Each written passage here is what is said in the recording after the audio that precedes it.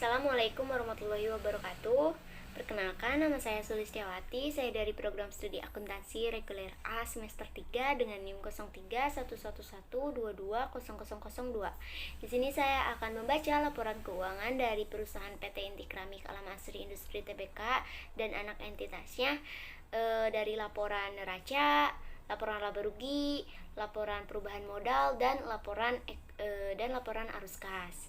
Baik, supaya tidak membuang waktu lama, kita langsung aja ke pembahasannya. Baik, jadi di sini tuh ada laporan posisi keuangan konsolidasiannya dari periode 31 Desember 2022. Ini tahun 2022 ya. Di sini perusahaan memakai report form yang mana si liabilitas atau utang dan modal ini ditempatkan di bawah aset. Kalau misalkan menggunakan yang format satu lagi itu biasanya didampingkan antara aset, liabilitas, dan juga modal di bawahnya. Nah, terus di sini ada perbandingan antara tahun sebelumnya yaitu 2021 dengan 2022. Jadi di sini kita bisa melihat dengan jelas apakah di tahun 2022 itu mengalami peningkatan jumlah aset atau pengurangan jumlah aset. Nah, diketahui bahwa perusahaan dari PT Inti Keramik Alam Asri Industri Tbk ini mengalami penurunan aset dari yang 1.243 sekian jadi 1.215 sekian. Terus di sini aset lancarnya itu ada kas dan setara kas, terus deposito yang dibatasi, terus juga ada piutang usaha, neto, piutang lain-lain, persediaan, pajak dibayar di muka, uang muka, terus juga ada biaya dibayar di muka, dan aset yang dimiliki untuk dijual.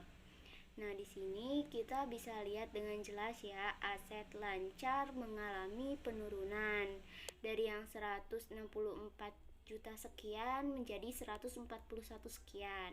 Terus juga di sini ada aset tidak lancar ya, yang terdiri dari piutang lain-lain.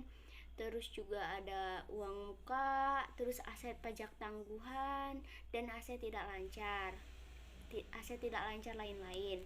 Nah, di sini diketahui bahwa jumlah aset tidak lancar dari tahun 2021 ke tahun 2022 itu juga mengalami penurunan. Nah, terus kita beralih ke utang atau liabilitas dan ekuitasnya.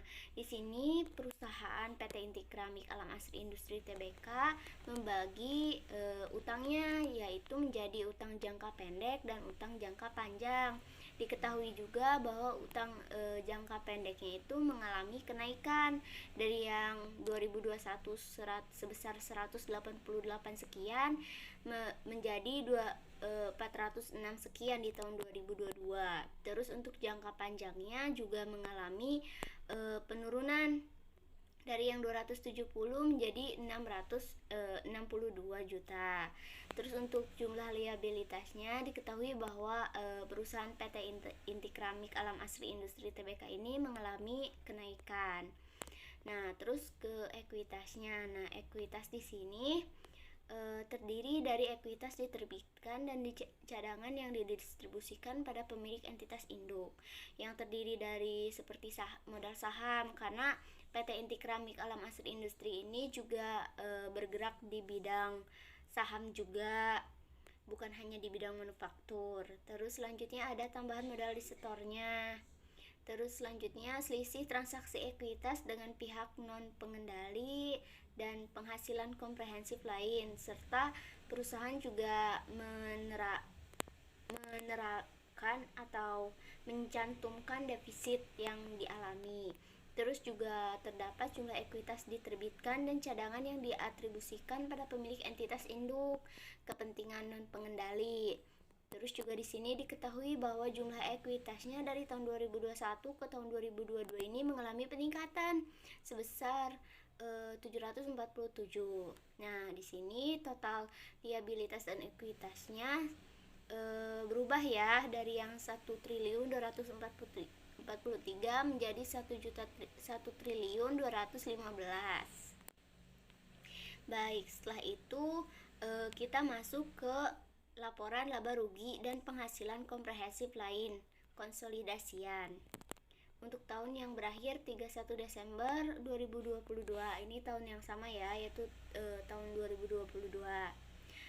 Nah, di sini perusahaan menggunakan laporan laba rugi bertahap. Jadi yaitu dengan memisahkan transaksi operasi dengan transaksi non operasi ya. Dan setelah itu perusahaan memasukkan pajak penghasilannya.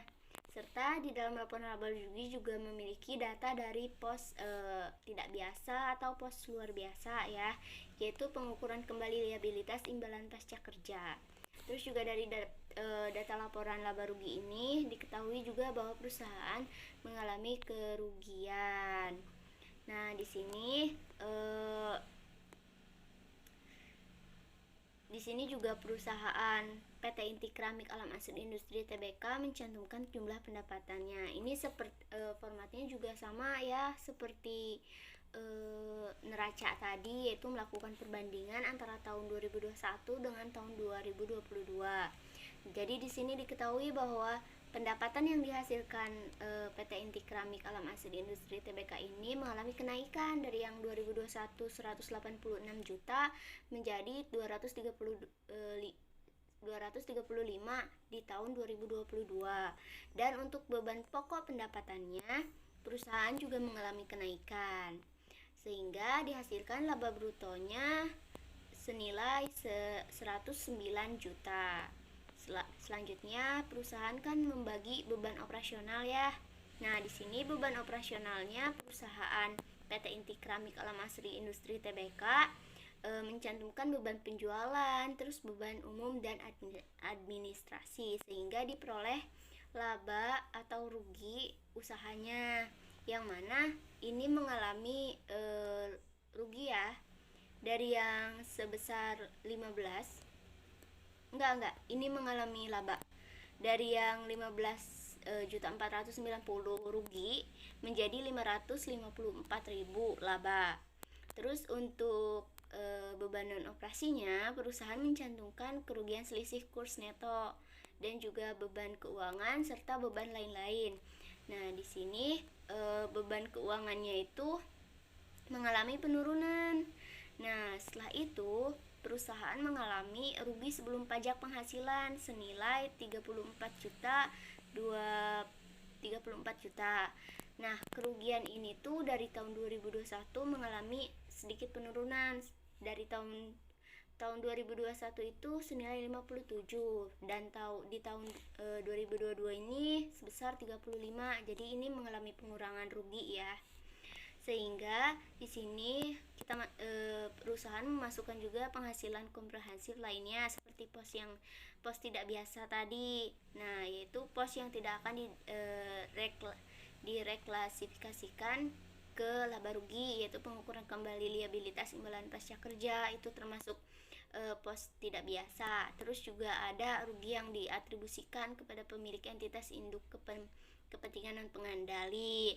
Terus juga rugi komprehensif yang diatribusikan dengan pemilik entitas induk kepentingan non pengendali, sehingga didapatkan rugi bersihnya. Dari tahun 2021 rugi bersihnya ini agak sedikit berkurang ya. Baik, selanjutnya kita ke laporan perubahan ekuitas konsolidasiannya yang di tahun yang berakhir 31 Desember 2022.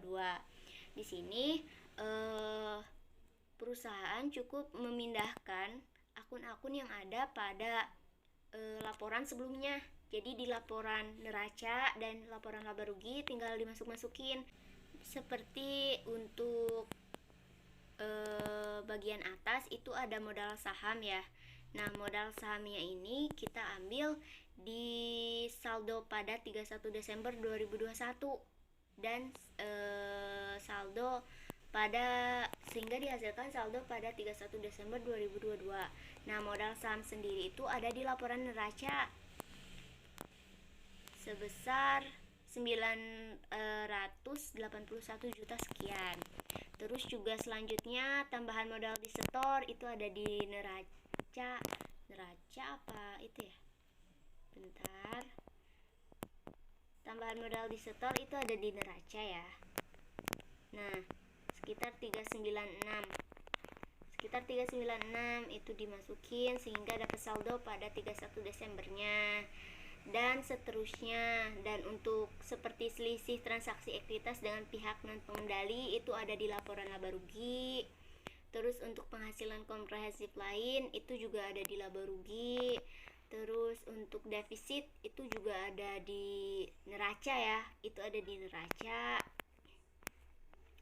Terus selanjutnya ada total dari semuanya sehingga diketahui saldo pada 31 Desember 2021-nya itu sebesar 634 juta sekian, dan saldo pada 31 Desember 2022-nya itu sebesar 672 sekian. Maksudnya 724 sekian. Nah, terus tinggal dimasukin apa itu namanya? Pos-pos luar biasa seperti kepentingan non pengendali sebesar 9 juta sekian. Terus juga ada jumlah ekuitasnya, tinggal dimasukin hingga didapatkan saldo pada 31 Desember 2022 dengan saldo 747 sekian. Baik, selanjutnya kita akan masuk ke laporan arus kas konsolidasian. Nah, di sini juga perusahaan melakukan perbandingan antara 2021 dengan 2022. Nah, di sini diketahui arus kas dari aktivitas operasi itu terdiri dari seperti penerimaan kas dari pelanggan, terus pembayaran kas kepada pemasok dan lain-lain, terus juga pembayaran kas kepada karyawan, kas yang dihasilkan dari operasi, terus pembayaran bunga, pembayaran pajak penghasilan dan lain-lain, sehingga diperoleh kas neto dari aktivitas operasi itu sebesar 25 juta sekian. Ini mengalami penurunan dari 2021 ya, yang tadinya 26 juta sekian jadi 25 sekian. Nah, selanjutnya ada arus kas dari aktivitas investasi seperti perolehan aset tetap, hasil penjualan aset tetap, hasil penjualan aset yang dimiliki untuk dijual, serta kenaikan uang muka, sehingga diperoleh kas neto dari aktivitas investasi sebesar 16 juta sekian. Ini sepertinya mengalami kerugian ya. Sepertinya mengalami kerugian dari aktivitas investasi. Dari 2021 sebenarnya udah mengalami kerugian, cuma agak berkurang kerugiannya di 2022 ini. Selanjutnya ada arus kas dari aktivitas pendanaan seperti pembayaran utang bank dan institusi keuangan lainnya, pembayaran liabilitas sewa, dan penerimaan utang bank. Nah, kas neto yang diterima di aktivitas pendanaan ini 10 juta sekian. Di sini juga di aktivitas pendanaan ini juga mengalami kerugian. Selanjutnya ada penurunan neto kas dan setara kas. Jadi mengalami penurunan ya, dari yang 3 juta menjadi 1 juta. Kas dan setara kas awal tahunnya sebesar 3 juta sekian. Nah, dampak perubahan selisih kurs terhadap kas dan setara kas itu nilainya 3.000. Selanjutnya kas dan setara kas di akhir tahun, maka diperoleh hasil 2 juta sekian. Ini juga mengalami penurunan dari yang 3 juta menjadi 2 juta. Mungkin sekian saja pembahasan mengenai laporan keuangan dari perusahaan PT Inti Keramik Alam Asri Industri Tbk dan anak entitasnya. Mohon maaf bila ada salah-salah kata atau salah pemahaman atau kurang jelas pembahasannya. Wassalamualaikum warahmatullahi wabarakatuh. Terima kasih semuanya.